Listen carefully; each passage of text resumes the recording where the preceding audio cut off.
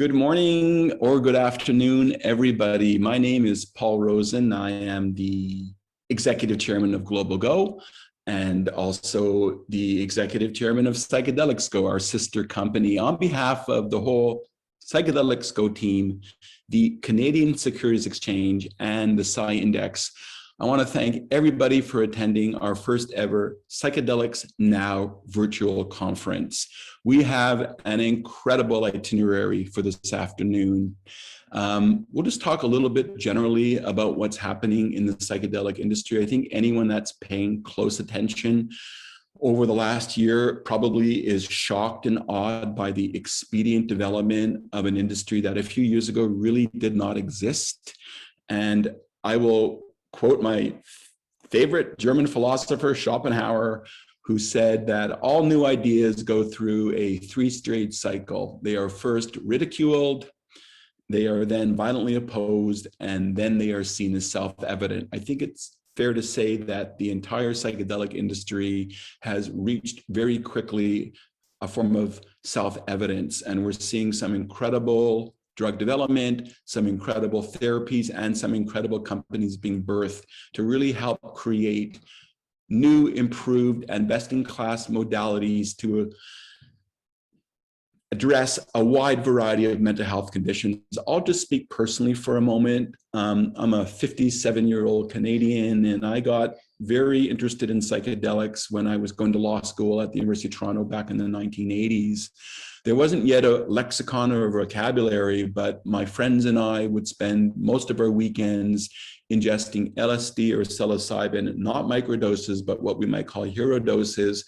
And to our mind, we were having incredibly powerful experiences. I myself had suffered abuse as a child and found that the ability to understand myself, my makeup, and to sort of self-heal was incredible, but I couldn't talk to anyone about it because it was so verboten and so kind of controversial. But I have almost perfect recollection of some of those trips from close to 30 years ago. And to this day, they still are some of the underpinnings of the psychological development that I've been able to go through. So I will consider myself a fully adapted evangelist for the development of this industry. With that being said, we're going to get right to our content. Just to remind the audience that today's program is going to take the form of three separate panels. The first panel I'm going to introduce in a moment. The subject of this panel is clearing the haze, what's legal today. This panel is going to take roughly about an hour. And then there's going to be a half-hour breakout session for all participants and attendees to discuss the content that we're about to unpack on this panel. Then at 2:30 Eastern or 11:30 PT, we'll start again on another panel. Links will be provided on the chat button. The second panel is ketamine clinics, do's and don'ts. We have an incredible list of panelists, some of the brightest lights and biggest names in the industry. We'll do the same thing. That'll be an hour panel, and then we'll move to a half-hour breakout. Links will be provided. And then again, at 12:30 Pacific, 3:30 Eastern, will commence our third panel, and our third panel relates to investing in the psychedelic industry, all of which are meaty and really kind of complicated but dynamic topics. So we're super excited to get going. Without further ado, we're going to start our first panel, which is clearing the haze, what's legal today. Over the last couple of years, North America has seen a number of jurisdictions take real concrete steps towards decriminalizing, or even in some instances, contemplating legalizing psychedelic substances, most notably, of course, psilocybin. This is a result of successful voter initiatives in Denver, Colorado, Washington, D.C., Santa Cruz, California, to statewide measures in Oregon. We're starting to see a path towards, in some jurisdictions, psychedelics being decriminalized or even legalized. As people likely know, in 2019, the FDA approved treatment for ketamine-based nasal spray, Spravato, and granted breakthrough therapy designation to 2 psilocybin formulas for depression treatment. So this is happening quickly with the imprimatur of the Food and Drug Administration, and we're going to start to unpack what is legal and what's not legal. Our moderator at today's panel is Dr. Jayashin Mitra, a friend and a colleague of mine. Dr. Mitra focuses on patent litigation, IPR and PGR proceedings, and trade secret matters. She's litigated drug patents for one of the biggest pharmaceutical companies in the world and has experience successfully litigating a diverse range of products in the pharmaceutical and cannabis industries. She's also increasingly focused on the future landscape of litigation in the psychedelic space. Without further ado, I'm so thrilled to announce our moderator, Dr. Mitra. She's too modest, but I'll say Dr. Mitra holds a PhD in pharmacology from Yale University and a JD from Northwestern University. So this is a brilliant left brain, right brain type of personality. And I'm so glad that she's going to take the role of moderator, Dr. Mitra. Thank you so much, Paul. I'm not being modest when I say you're making me blush.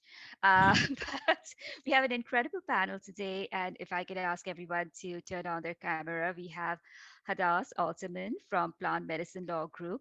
We have Tim Moore from Hayden Life, Timothy Coe from Entheon, and we have David Wood from Cygen. I do not need to provide introductions because they are all well known in the industry. And if you do not know them, I would suggest you Google them and you will find out what amazing people they are. But to get right into the business of today's topic, Paul, you just used one of my favorite quotes about how everyone thinks you're crazy and then they wind up thinking you're brilliant. That's the trajectory of my life. But let me ask you, the same thing could be said about the cannabis industry a few years ago. Is psychedelics the new cannabis? Yeah. Richard, can you take me off mute? I think I'm unmuted, or can you guys hear me? Okay. I'm off. Okay, great. There was a number of points of intersection and there's a number of points of distinction. And so let me just unpack that kind of quickly. What do these industries have in common? Well, I would argue that they're both promoting possible mental health modalities. A lot of people rely upon cannabis to treat anxiety, insomnia, depression, and certainly psychedelics are showing incredible promise to really advance some of those therapies in more profound ways. The differences would be that right now the psychedelic industry is largely a drug development industry. That's where most of the company formations are taking place right now. And I will say that I'm not convinced, or the jury's still out, whether we're going to see a full-blown recreational psychedelic industry the way we're seeing a full-blown adult use cannabis industry. I will argue that cannabis is more naturally inclined to be operating in parallel universes, both drug development as well as adult use or recreational applications. And I'll say psychedelics, while certainly there is a case to be made for the recreational experience of microdosing or even more macrodosing, I see it really turning into much more of a traditional medicine pharmaceutical industry where you have FDA or Health Canada or other health authorities approving medications, and then medical practitioners will be administering those therapies. What makes them a lot alike, though, is that a lot of the capital market participants that helped give birth to the cannabis industry, and I'm talking about the investment banks and the Canadian public exchanges, the CSC and the TSX, they are embracing this as the next great disruptive asset class. And you'll see a lot of the people even speaking today, myself included, came from cannabis and have now sort of moved some of our mind share and our chips from the cannabis industry to the psychedelic industries, because we do see some real similarities, but they are in no way on four corners the same thing. Which brings me to my next question. In terms of growth trajectory, we have seen an insane explosion of the cannabis industry. The psychedelics, given its more somewhat different scope, shall I say, not limited, but different. What kind of a growth trajectory do you see for it? I mean, I see I'm not sure if I'm on mute again, hopefully I'm not. I see the growth trajectory in terms of the market cap of the companies is already showing some of those early signs of rapid growth companies. But the difference is the cannabis industry, you can measure the growth not just by the market caps of the companies, but by the revenue that these companies are achieving. We now have several companies in cannabis that are looking at, have pro forma revenue estimates for this year of $1 billion and up. And there is certainly no psychedelic company that's going to get anywhere near that type of revenue in the years to come, in my opinion, because there's just not the total addressable market for recreational consumers that there is right now in cannabis. So I see the market cap of these companies already experiencing high growth. A Thai pharmaceutical as the most recent example, Compass, MindMed, we're seeing companies now, some of which already have billion-dollar market caps, but they're all pre-revenue.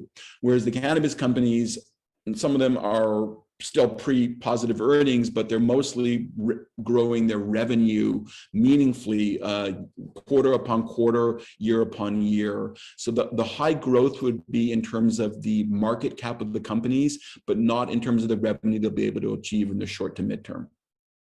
And that is an excellent segue into the next theme we have. And Hadas, we'll be taking the questions to you. Market growth and legalization, they go hand in hand. So, where are we in the legalization landscape, whether it's federal or at the state level in the United States? Sure. So I'll address this question tier by tier. And there are, of course, at the federal level, FDA clinical trials in process. And I'm sure that someone from the life sciences camp will speak to that. So I won't spend too much time there, but I do want to touch on right to try, and specifically Ames v. DEA. So as you all may know, one of the groups of FDA clinical trial participants is that of terminally ill cancer patients who suffer simultaneously from depression and anxiety. And psilocybin therapy for this particular subset has been wildly successful in treating their anxiety and depression symptoms, or I think as many people would say, what's actually being treated is the root cause thereof, which is the existential suffering that comes with knowing you're going to die painfully soon. So in any case, as the fabulous people at MAPS will tell you, clinical trials take a lot of time, and rightfully so. But time is not a luxury that people who are terminally ill have. So that's where right to try comes in. And particularly the work of attorney and Wonder Woman, Catherine Tucker, to open psilocybin access to these terminal patients, even though the clinical trials have not yet run their full course. So under right to try laws, if you have someone in a terminal state who would like to try an experimental drug that does not have FDA approval yet, and they live in a state with right to try laws, they've exhausted all of their other options in Western medicine, and so them as the patient and their doctor can apply for permission to utilize an investigational drug like psilocybin. And Gary Smith, who is another attorney in the space and the author of Psychedelics, described right to try as a legal Hail Mary. So Catherine is currently representing an oncology clinic and the physicians and patients thereof in a lawsuit against the DEA, seeking to compel the agency to apply right to try to psilocybin so this physician can obtain the substance and offer it to terminally ill patients in order to relieve their existential suffering. One of the really exciting things about Ames is that it could set precedent for patients nationwide. The petitioner's opening brief was just filed in the Ninth Circuit Court of Appeals about a month ago. And I recommend, if this sounds interesting to you, I recommend following Catherine Tucker on LinkedIn, seeing what she's up to with this as it moves forward, because I think it's a very important niche issue that affects some of the most vulnerable stakeholders in this space. All right, so let's move on to talking about state level work. I'm gonna start with New York. The most interesting recent development there, I think, is that Assembly Member Linda Rosenthal introduced a bill during the legislative session that just ended that would require the state to establish an institute to research the therapeutic potential of psychedelics. So the institute would be mandated to investigate the medical potential of substances like ibogaine, LSD, psilocybin in the treatment of addiction for people suffering with a substance use disorder, including meth, opioids, and other addictive substances. So researchers would be required to coordinate clinical trials, develop training programs to 4 professionals who are going to be conducting the research, and establish an advisory board for oversight. So one of the things I think is very interesting about this bill is that it stipulates that if state regulators are unable to obtain the requisite amounts of psychedelics through a licensing agreement with the DEA, due to the agency's refusal or failure to cooperate with New York's program, they have to contract with a facility with the available source, the substance, and obtain the drugs without a DEA license. So that's fun. And we'll see what happens. Like I said, New York legislative session is over, but I think that there's definitely more to be seen with this bill next session. So California, Senate Bill 519 would decriminalize personal use and possession and social sharing of psychedelic substances. And there was a pretty historic Senate vote on June 1st. It advanced this legislation. It's the most expansive psychedelic policy reform to pass through a state chamber. It doesn't decriminalize sale, but it explicitly allows for the sale of services that are adjacent to the sharing of the substance. For example, a person could legally pay to go on a retreat. So they'd be paying for room and board, instructors' fees, therapist fees, and they would also be consuming psychedelics, but that transaction would be merely incidental to paying for the retreat itself, or the ceremony itself, or the therapy itself. So it creates a lot of space for different transactions to legally occur. Possession and use and sale of drug analysis kits would also be decriminalized. And the model also mandates a research committee that would be tasked with researching a more robust legalization framework later. And then last thing, I'll just talk about Oregon.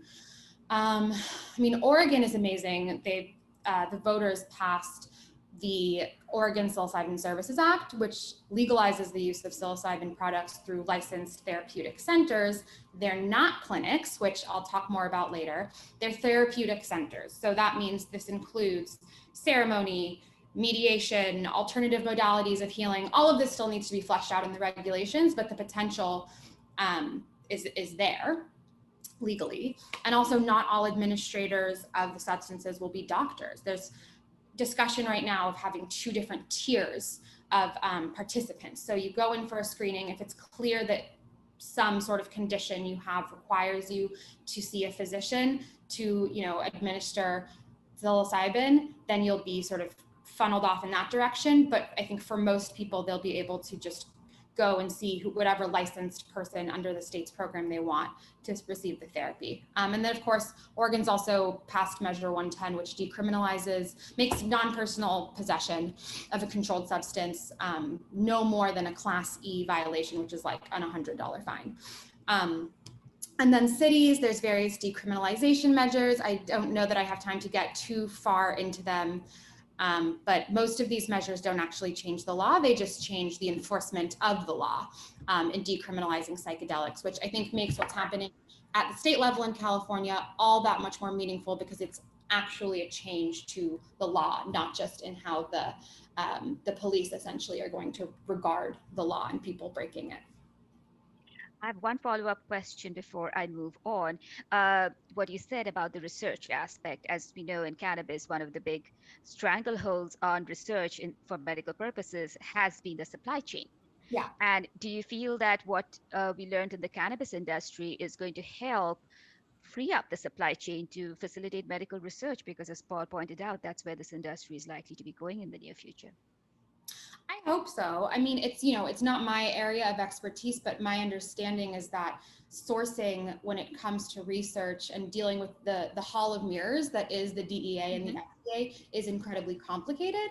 And I think that that's why Assemblymember Rosenthal had her bill drafted with that particular provision, saying that the holdup cannot be the DEA's refusal to comply, because it shouldn't be. And it winds up being a technicality that stops progress from moving forward. And ultimately you're hurting patients, and you're hurting patients that need this research to be done. And I would say, just a big we all owe a debt of gratitude to Dr. Sue Sisley, who's been fighting this battle with the DEA and vis-a-vis cannabis for years.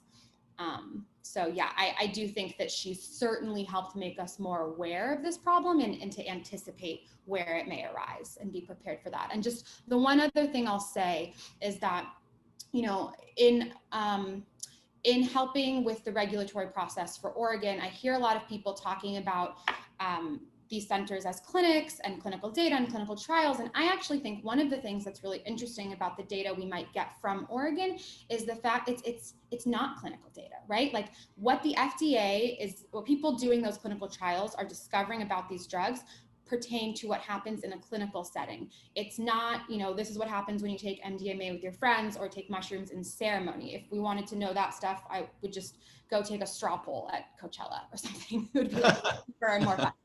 But I think that we will be able to start getting information like that out of Oregon, where people are using these substances in a lot of different settings. And I think that'll be interesting and ultimately very beneficial. And that's a great transition to Tim Moore from Haven Life. Tim, you know, we've been talking about how the industry is growing, how, you know, the promise and the future hope. Why now? Why are we thinking about it now? Psychedelics were there in the 40s, 50s, 60s, and then they imploded, and now they're back. So why are we seeing this resurgence, do you think? I think we're seeing several what I'll call tectonic forces coming together to create this opportunity. The first is mental health. We know that, you know, a significant percentage of the population has mental health issues. That's only going to grow. I believe we're going to see an echo pandemic from COVID because of the significant number of people that have had, you know, profound effects on them. It's at a scale that I feel we haven't seen since World War II, with millions of people, whether they lost their job, lost a business, lost a loved one, couldn't visit somebody in the hospital, couldn't have a funeral, had their wedding canceled, or just were locked up with people they didn't want to be with. You know, there's been a lot of things that have happened, and we can't expect that to go without consequence. Or the first line responders, our medical responders that have been in battlefield conditions for over a year now. And, you know, I ask people, when was the last time we built temporary morgues? And it's not in my lifetime that I can remember. So we can't, you know, you think of what happened to physicians in war conditions. I think we're going to see the same thing from, you know, our medical community, or people that work in long-term care facilities where they had a significant percentage of their residents die in a very short period of time. So all of that, and then there's the actual consequences of the survivors. I mean, people like Chris Cuomo that have now been diagnosed with depression as a result of COVID. So we're going to see an echo pandemic. So I think mental health as an issue is a mega trend. The second is the attitude towards mental health. It wasn't that long ago that we called these people crazy and we put them in asylums and sanatoriums and didn't think about them, right? And in relative terms, Cuckoo's Nest wasn't that long ago. So, you know, that has evolved really significantly, where the stigma around mental health has changed. It's now okay to not be okay.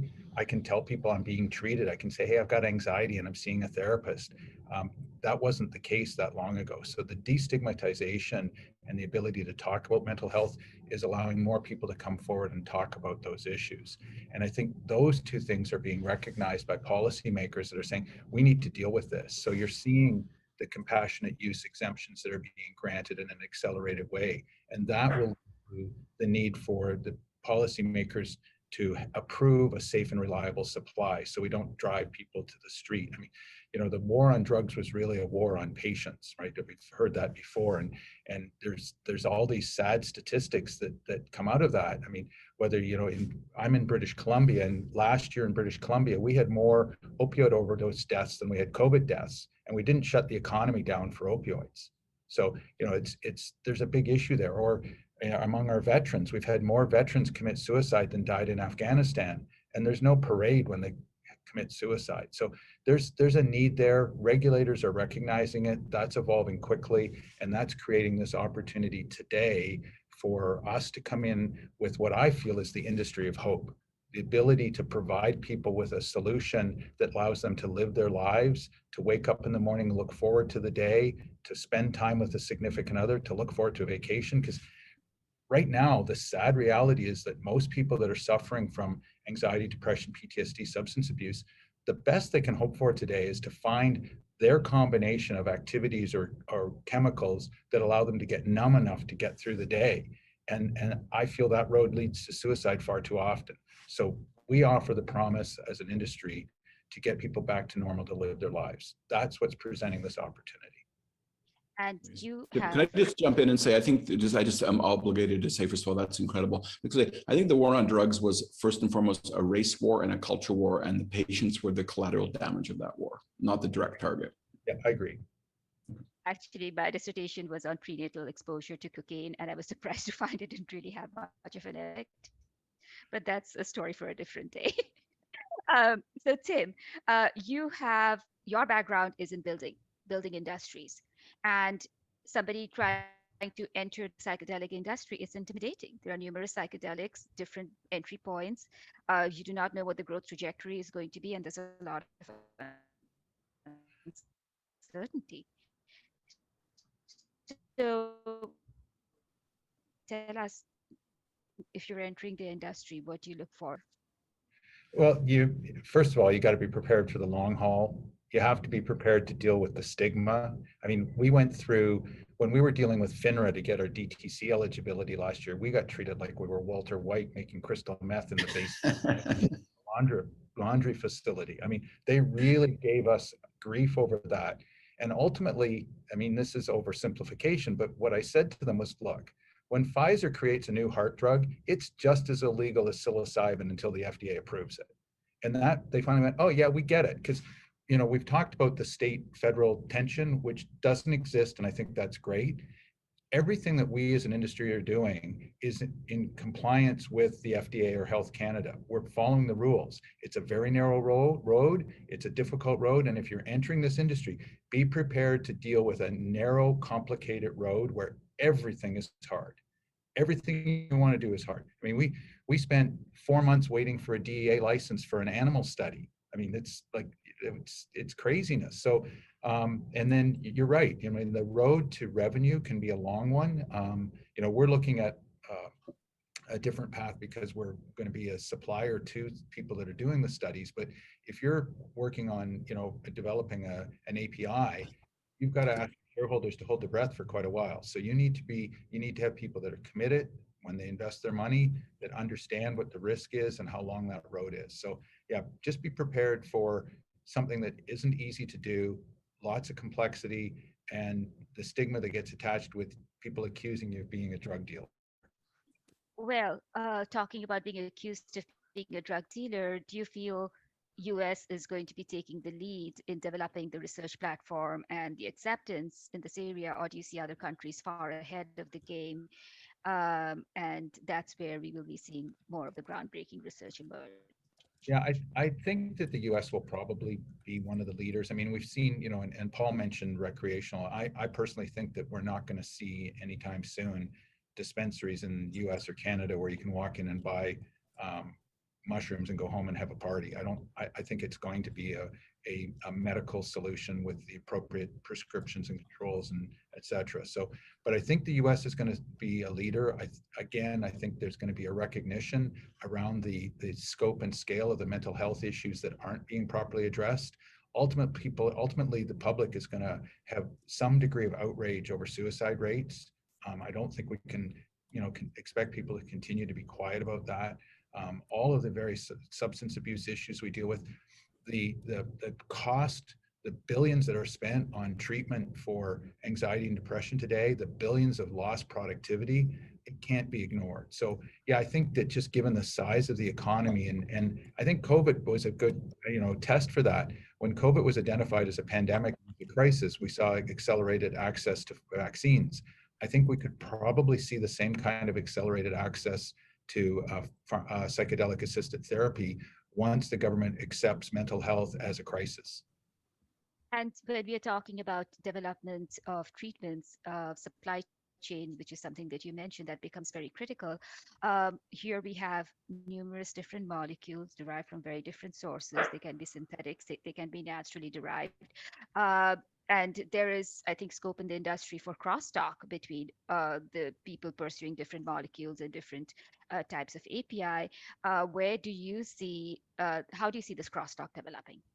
Well, even within any one product, you can still see that. So if you take psilocybin mushrooms as an example, there's hundreds of chemicals in the mushroom. I think it's naive to believe that it's only the psilocybin that has an effect on the brain.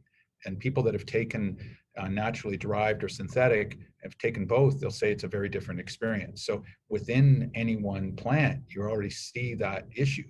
You know, and then with the ayahuasca, you've got hundreds of different formulas. It's village by village. So I think, you know, I think there's going to be opportunity there for people to find these synergistic combinations, whether it's within one where you go between isolate and what I'll call broad spectrum, to use the cannabis metaphor, or if it's using more than one compound. And I think that there is going to be promise there. I mean, it's we know more about the surface of the moon than we know about how the brain works. So I think as we you know do more and more research to understand the chemistry of the brain and the consequences of using these different chemicals, that we'll identify these. And the amount of research that's going on, and I think it's wonderful how creative people are being in the things that they're researching, because we will learn a lot and there'll be some new modalities developed. And I remind people all the time, this is different than heart medication. I mean, with a heart medication, you measure my blood pressure, you give me the pill, you measure my blood pressure. It's binary. Did it work? Yes or no. With mental health, it's really hard. I mean, you got to deal with the person's living environment, their coping mechanisms, you know, other things that are going on in their life. And then ask the question, how anxious are you now? How anxious are you now? How anxious are you now? Just asking me the question makes me anxious, you know. So it's difficult, and I think that we've got a long road ahead of us. Again, back to what's the complexity in this industry and the challenge. It's hard to come up with confirmation that what you're doing is really working, and how well it's working. So be prepared. And from that, there we go to Timothy Cove of Entheon. And Timothy, that segue is just tailor made for you, because we need to understand. We need to understand how these molecules are working, how we present the benefits to patients, to clinicians, to the population, and to politicians, if we are going to make this industry what it's capable of being. And that's where I think you are a thought leader. So do you want to give us an overview of where we are on scientific research and the thought processes driving it? Certainly. And I think it's really important to note that though so much of the interest of the last few years does seem very sort of novel, it is in a spectrum or a continuation of this sort of like expansion contraction that you know, began many decades ago, pre sort of Controlled Substances Act, where we did go from this very sort of like expansive esoteric research just to better understand the nature of consciousness, to the ultimate sort of vilification and sort of reflexive shutting down. And, you know, where we stand now is that, you know, I think in the absence of psychedelics, we've seen the conventional pharmacological approaches to treating things like mental health and addiction just fail so miserably that, you know, there's nothing really to stem the tide. And so I think just in a more general context to the points of everyone that's spoken so far, you know, I love that there is this sort of groundswell of interest, both on a sort of rec use, cognitive liberty level, as well as, you know, the general awareness pushing legislators and law writers to, you know, lawmakers don't move unless pushed. And I think this is a reflection of this notion that people are now demanding access to these things. But, you know, I think a really important takeaway of some of the legislative processes that are taking right now is that in most cases, there is an association with a adjunct type of therapy or explicitly for the purposes of research. And I do think that as much as I'm a believer in cognitive liberty, as much as, you know, psychedelics are viewed as this, we're in this new expansion phase about, oh, you know, the novelty, the sort of panacea potential of this to just treat any and all things. You know, these are non-specific amplifiers, and there is a case to be made for, in the inappropriate populations, there is a potential for, you know, things we hear such as psychedelic narcissism, amplifications of, you know, certain character components or narrative components that, if not adequately integrated or supported, can actually have a detrimental or counterproductive effect. And so, long way of saying, you know, I'm really excited by what's happening right now, but I do think, you know, as we move away from the obviously the over vilified stigma of the past. You know, what we do see in terms of the research that's taking place is a movement more from or away from the observational and into the highly sort of controlled, double-blind, placebo-controlled, well-structured studies that, you know, look obviously at the safety on a pure pharmacological level, but also efficacy. And then going beyond that, I think, as Tim mentioned, there's so much to be learned. You know, this isn't like heart medication where there is a sort of a binary measuring of results where, you know, we see an individual takes this medication, their blood pressure drops. There is a complex biology perspective here, as well as the complex I guess, brain networks perspective that is responsible for dictating, you know, what is the specific mechanism of a psychedelic in terms of eliciting this transformational experience that's so important. So, you know, a lot of the work that we're doing at Entheon is to, of course, follow the measure or the standard of the very sometimes arduous and necessarily arduous and cost-intensive regulatory pathway. But in doing so, you know, we are trying to, you know, for the benefit of our own research, but as well as the entirety of the psychedelic community, really get an understanding about, okay, these molecules, we all know that there's this effect that's so positive. What is actually taking place on the brain level that can be can explain what some of these dramatic and profound changes are? And so that's some of the research that we're doing, aside from just the pure basic chemistry research, receptor binding stuff.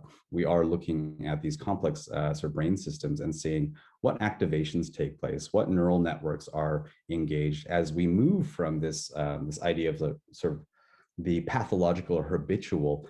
What specific feature of entropy is employed that, you know, results in this move towards criticality, and in what areas of the brain does this shift in entropy related criticality take place, so that we could measure where the sort of necessary areas of effect are.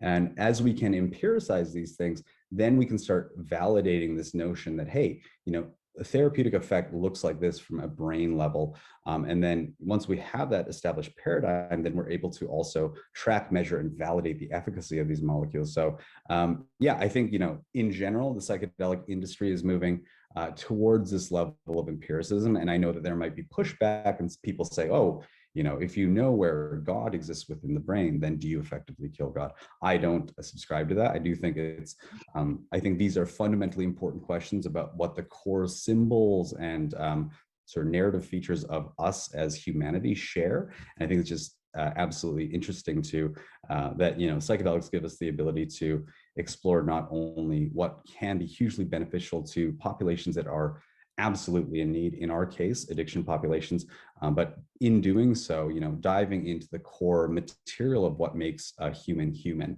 So yeah, we're super excited to be, you know, validating that psychedelics are safe to use, but also learning specifically what they do so as to add to our better understanding of how, you know, what core piece of humanity needs to be addressed to rectify, reconcile, and live a fulfilled life. But in doing so, hopefully adding to this broader base of knowledge for the world to understand what it means to be human. Thank you so much, Timothy. And before I get to David, I have one last question for you. A lot of the lead in the research is now being taken by the industry. At least that's my perception. Do you see this trend continuing, that the leadership has to come from the industry, or do you see research institutions becoming more open to do more research in this area and adding to the knowledge base that we need to move it forward?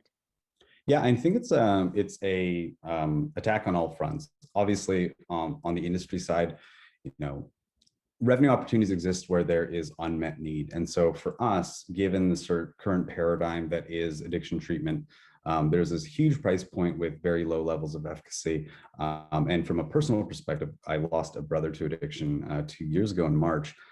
There is this anguishing sort of untold human cost that comes from not addressing these things. So from the industry perspective, it is a very easy sort of population to identify as not being adequately addressed. And so from our side, you know, we do see not only a need, but an opportunity to address those things in a way that is potentially more cost effective and certainly more effective than the currently available treatments. that being said, so industry obviously has its incentives and reasons. There's often a merger of the very highly personal as well as the profit motivated. And I think those two things can coexist. On the researcher side, or on the sort of government funded or academic side, we're seeing a Cambrian explosion of interest.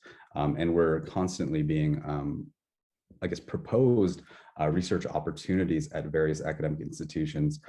And there are different paths to take with different IP and overhead implications, but certainly, we are seeing this emergence. And I don't think that's unusual. I do think, as we build this sort of common knowledge base of proposed effects, proposed areas of efficacy, this is the new frontier. I think, the mind is the only remaining frontier of exploration, and there's so much to be found that I think it is happening on all levels. And so we are in very interesting times.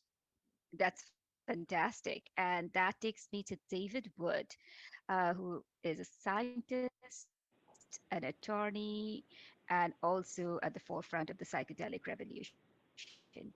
David, you've heard all the speakers today. We know what an exciting industry it is, that it's a difficult and narrow path. And the question is, sitting where you are, if you had to give input to an investor, what the checklist almost, we have to start somewhere.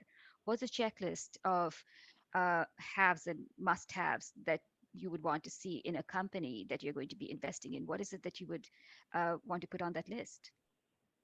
Yeah, thank you, and really happy to be here. It's been fascinating to listen to everyone speak. This is great. So I guess a couple things in general, and then but the biggest one to me is, as Paul pointed out, this is not cannabis. I mean, the parallels are easy to spot culturally, but not in terms of the business opportunity, and not in terms of how people use it. I mean, it's common to use cannabis on a regular basis. It's, in my experience at least, far less common to use psychedelics on a regular basis. And so what's really important is to make sure that if you're investing in a company, think about companies who win whether or not the law changes. And if you're going to err on one side, assume it won't change. Because, I mean, I live in Canada. I bought this at a store and paid tax on it. Like, cannabis is just legal here, but it's not a drug product.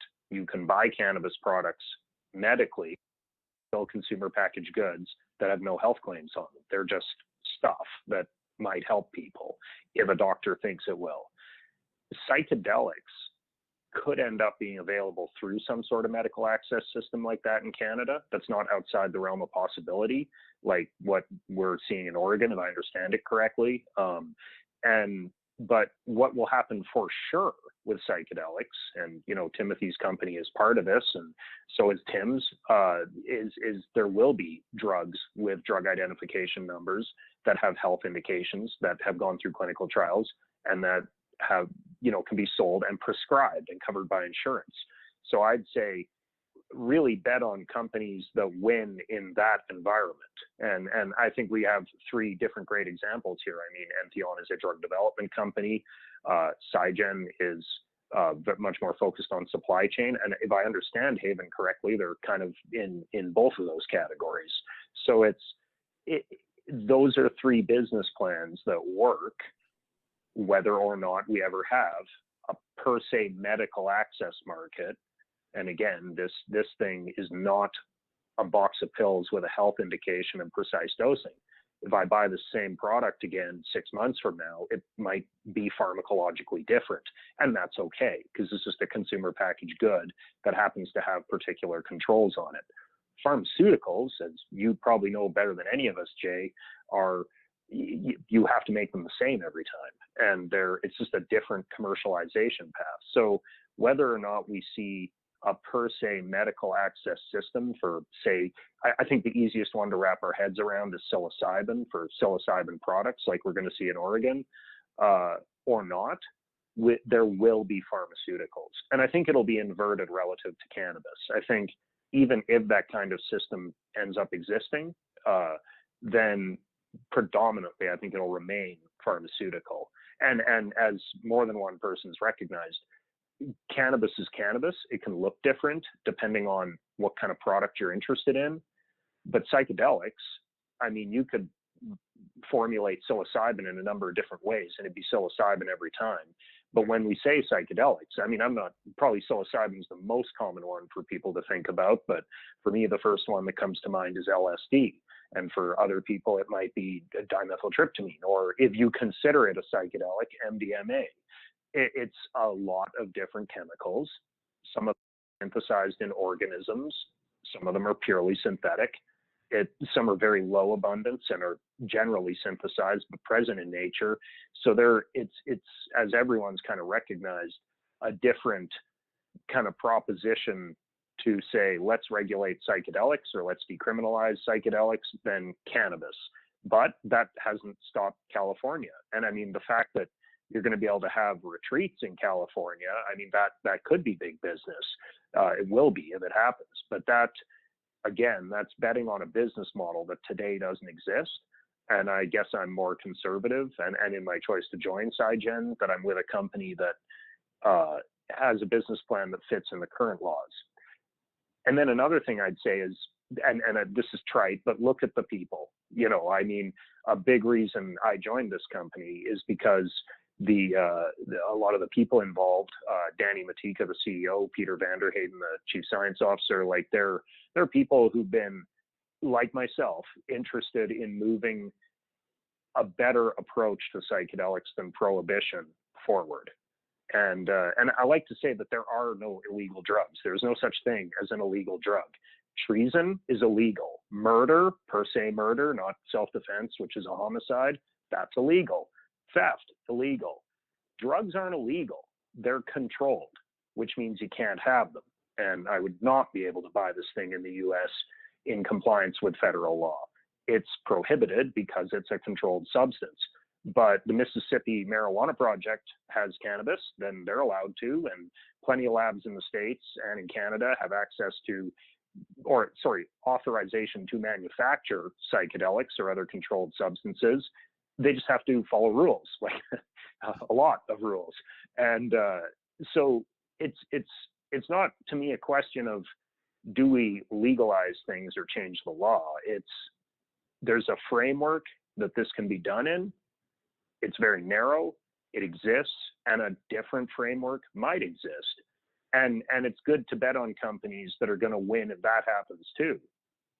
And that's where I like the culture at Psygen, and I'm sure it's the same at many of these companies, where people who are committed on a personal level to just society doing better on this topic are going to be operating in a way that could pivot into opportunities like that. Because to me, it's about increasing access. And the most direct, it's not simple, but it's probably the most simple way to do that is getting a drug product approved. And, Hadass talked a lot about the States. In Canada, we've got several dozen people now that the federal government, because in Canada, we don't have provincial criminal law. All criminal law is federal. The federal government's given a few dozen Canadians authorization to possess psilocybin, to either use it for their own medical purposes, or far more interestingly to me, that's good that happened. And if only one thing happened, it had to be that. But it's very interesting to me that they've approved many healthcare providers to use psilocybin for training and to better understand what they're offering people. And the company TheraSil, which is a nonprofit, is making big strides in that. That encourage, I'm sure everyone here knows kind of generally about their work. But what's happening there is to me, again, just another indication that we might see changes in the law, because it started this way with cannabis. And like cannabis, it's unfortunate that most of those people, well, all of them, to my knowledge, who apply for exemptions are forced to source it from an illicit source or contravene the law themselves by growing it. So the three things I'd look for: a company that wins without a change in the law, a company that wins better with a change in the law, and a company with a team that knows how to take it to both those places. Because you win by being good at what you do. Liking drugs isn't a skill, but if you are sympathetic to the overall need to do better with controlled substances, bearing in mind I live in a country where I can have this, that's the kind of mindset that's probably going to be able to pivot dynamically and really capitalize on changes in the law if they ever happen. David, one last question for you before we do a quick wrap up. Both you and Paul have touched on a very critical issue. Everything is illegal, technically speaking. I should use the word everything is not approved until it is approved. And the companies that have a lot of history in knowing how to get products approved are the traditional pharmaceutical companies. And there is a history of Sandoz being the first to create the artificial psilocybin and getting patents on it. Do you see traditional pharma coming into this area, or do you see this something that really is going to be built out by the pioneers, small companies? And when and if something big happens, we'll see more interest from big pharma.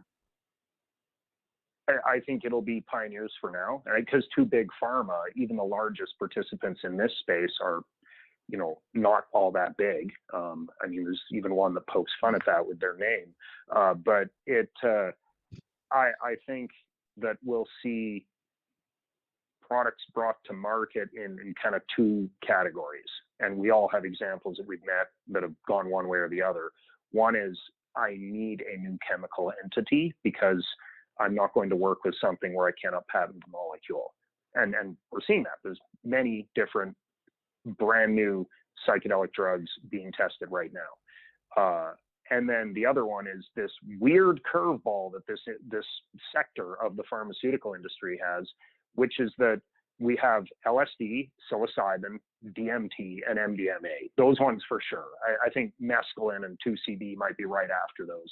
But those drugs all have a lot of potential to help people and already have helped a ton of people and will help more people. But they can't be patented as a molecule. And then double curveball, you have the first product in this kind of class being brought to market by a public benefit corporation with no patents whatsoever on it, to my knowledge anyway. That's the only time I've ever heard of that happening.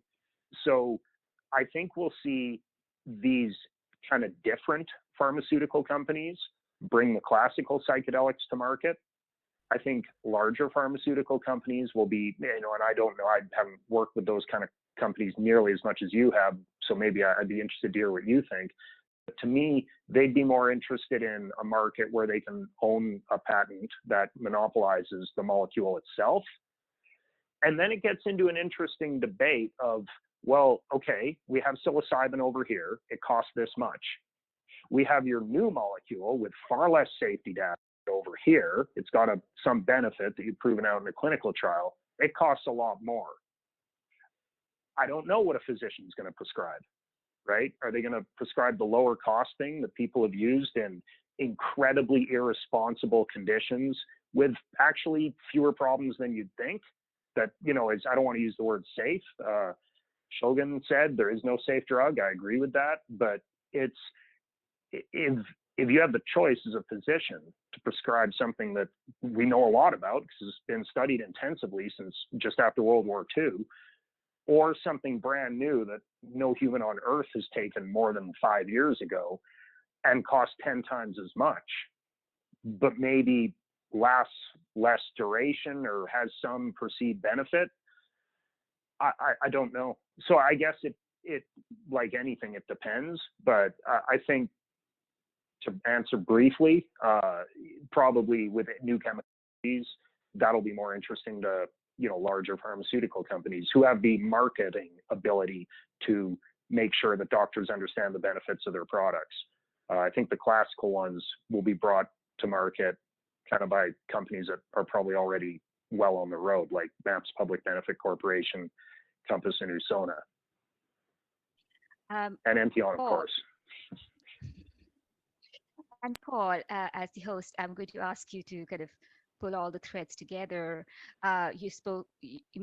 You mentioned in the beginning capital market investment in this industry. Where does where do the investors really see the industry going in terms of, we have seen that there are challenges in protecting IP, which is a very critical part. That's not to say we can't protect IP. I'm an IP lawyer, really creative about protecting IP. We do have a huge market that's there, like it or not, patent protection or not. There is a huge untapped market that's waiting. Uh, there is potential for innovative expansion in ways that we've not seen before. From the perspective of those bringing the multi-million-dollar checks to the table, what are they looking for? Yeah.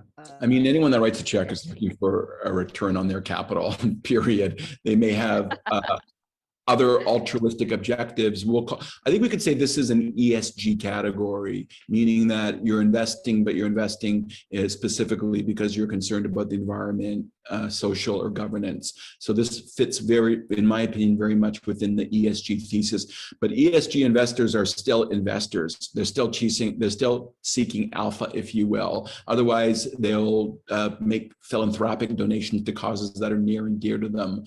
I think it's virtually impossible at this nascent stage to tie all these threads together. At least it's beyond my cognitive abilities. My brain cannot do that because it's really shape-shifting so quickly. I mean, this is really moving at the speed of creativity, the speed of entrepreneurship. One thing, though, I think we can agree upon as an industry is that we do see what is the destination. The destination is going to be a number of transformative, approved by regulated health authorities, modalities that are going to forever change the treatment of the most pervasive global illness, which is mental illness. And when you combine all of the different types of mental illness, whether it's anxiety, depression, insomnia, PTSD, eating disorders, et cetera, I'm going to argue that your total addressable market is bigger than almost any other healthcare need there is. As crazy as it is, bigger than heart disease or bigger than cancer. Not that it's a competition. What we really want to do is eradicate these illnesses as much as possible. But mental health, I'm going to say, is going to be the most intractable. And the research that is now peer-reviewed and reaching critical mass is so promising. We're talking about people that have been suffering for years to decades, that have cycled through every conventional psychiatric therapy available, and I have firsthand experience through family members that just simply could never get relief. And had those family members been able just to do a single session of ketamine or psilocybin with some guardrails around them, I think it would have had a profound impact on their wellness and on their life. And so that's going to happen. But which are the companies that are going to most benefit? This is like trying to handicap a horse race that hasn't even begun yet. You can look and evaluate, but the truth is we're not betting here, but it's not yet clear which companies are going to really, if you will, ring the bell. There's a lot of heat around companies like Compass, Maps, Atai, using some Canadian examples.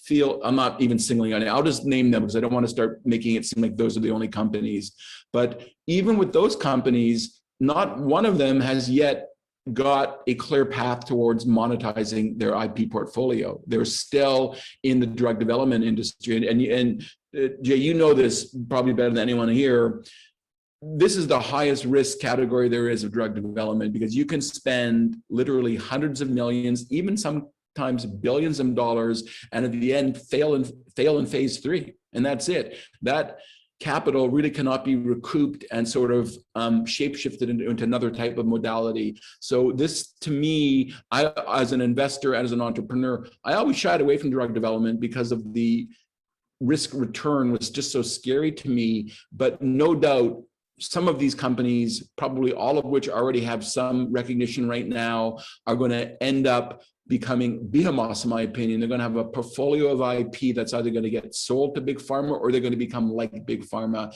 And I think right now we're at such a nascent stage that the best thing any investor can do is to educate themselves, evaluate, use every due diligence trick they have, but also understand that at some point they are essentially deciding which names on their bingo card they want to punch right now, and they don't have the same degree of certainty about outcomes they would in a more conventional industry, which is why this is showing up for investors at the farthest reaches of their risk portfolio. On the other hand, cannabis very much was subject to the same dynamics, and look how well it has done as an industry for both investors and participants. So I think we can look at a map, we can say, here is the destination, inevitably we're going to get there, but it's very difficult to figure out exactly how to get from here to there, or which boat to ride, which plane to fly on. But ultimately, we can say for sure where this is going to be unequivocally, incontrovertibly, the most powerful modalities for intractable mental health illnesses in the history of the world. And that's going to create investment and business opportunities alongside of it. Thank you so much, Paul, and thank you everyone, David, Timur, Tinatiko, Hadas. This has been an amazing discussion, and I can see on my chat the link to the breakout room where I'm sure we'll have lots of interesting conversations. Thank you. You've been a great audience and a great panel, and it's been a pleasure to be the host. Jay, thank you, and thank you to all the panelists. Just as I now have to become the host again, just as a matter of housekeeping, yes, the breakout has been posted on the chat. I remind everybody that in 27 minutes, we're going to start our next panel discussion, which is, I think, going to be equally fascinating. And that is ketamine clinics, do's and don'ts. We have an incredible all-star list of participants. Just want to quickly thank our sponsors, without whom today would not be possible: Psychedelics Today, Global Go, the Canadian Securities Exchange, Zuber Lawler, CFN Media Group, and PsyIndex. So thanks so much to our sponsors, thanks to our attendees, and mostly thanks to our incredible content providers for a fascinating, stimulating discussion. See you soon. See you all.